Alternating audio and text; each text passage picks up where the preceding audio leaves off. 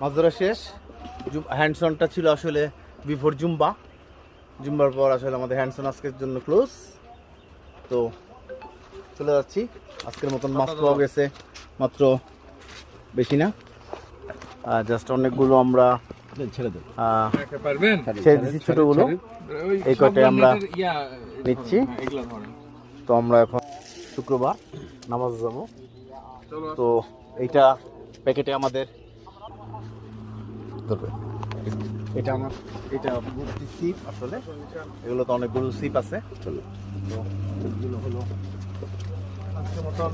Hands-on শেষ। তবে একদিনেই আসলে সবকিছু শিখে যাওয়া যায় না, তো ভবিষ্যতে কাজে লাগবে। It is a continuous process. Hands-on আসলে মাছ ধরা পুরোপুরি শিখিয়ে দিবে না, মাছ কিভাবে ধরতে হয় সেটা শিখিয়ে দিবে। তো যাই হোক, আজকের মতন বিদায়।